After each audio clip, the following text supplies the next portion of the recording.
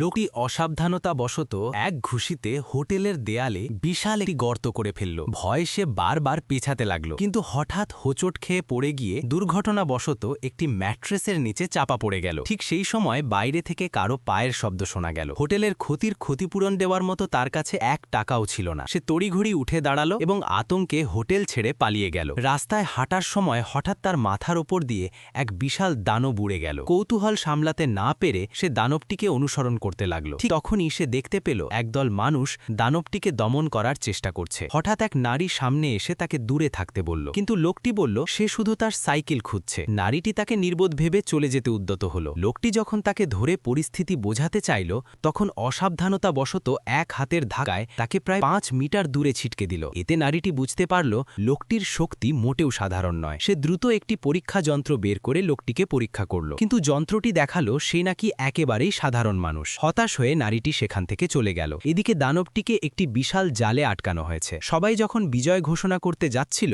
ঠিক তখনই দানবটি আবার সব বাঁধন ছেড়ে মুক্ত হয়ে গেল। মুহূর্তের মধ্যেই নারীর পুরো দল পরাজিত হল। নারীটি যখন প্রাণঘাতী বিপদের মুখে, ঠিক তখনই লোকটি তার সাইকেল ঠেলে হেঁটে পাশ দিয়ে চলে গেল। দানবটি তার এই উদাসীনতাকে অপমান হিসাবে নিল এবং সরাসরি লোকটির ওপর আক্রমণ চালালো। ভয়ে লোকটি এড়াতে চেষ্টা করল। কিছুক্ষণ পর যখন সে সামলে উঠল, দেখল তার সাইকেলটি ভীষণভাবে ক্ষতিগ্রস্ত হয়েছে। প্রচণ্ড রাগে সে দানবটিকে এক লাথি মারল, আর সেই লাথিতে দানবটি সোজা আকাশের অনেক ওপরে প্রায় মহাকাশের দিকে ছিটকে গেল। এই দৃশ্য দেখে নারীটি হতবাক হয়ে গেল। সে দ্রুত লোকটিকে নিজের ঘাঁটিতে নিয়ে গেল এবং আবার সেই যন্ত্রটি বের করে তার শক্তি মাপতে চাইল। সে বলল যন্ত্রে যত বেশি রং দেখা যাবে তত বেশি শক্তির পরিচয়। কিন্তু পাশে দাঁড়ানো এক ধনী যুবক লোকটিকে ভীষণ অবজ্ঞা করছিল। সে ঠাট্টা করে বলল লোকটি দেখতে একেবারে ব্যর্থ মানুষের মতো। নিজের শক্তি দেখানোর জন্য ধনী যুবকটি যন্ত্রের ওপর হাত রাখল। সঙ্গে সঙ্গে সবুজ আলো জমে বাতাসে এক পৌরাণিক পশুর আকৃতি তৈরি হল। কৌতূহলী হয়ে লোকটিও চেষ্টা করতে চাইল। সে অনেকক্ষণ যন্ত্রের ওপর হাত রাখল,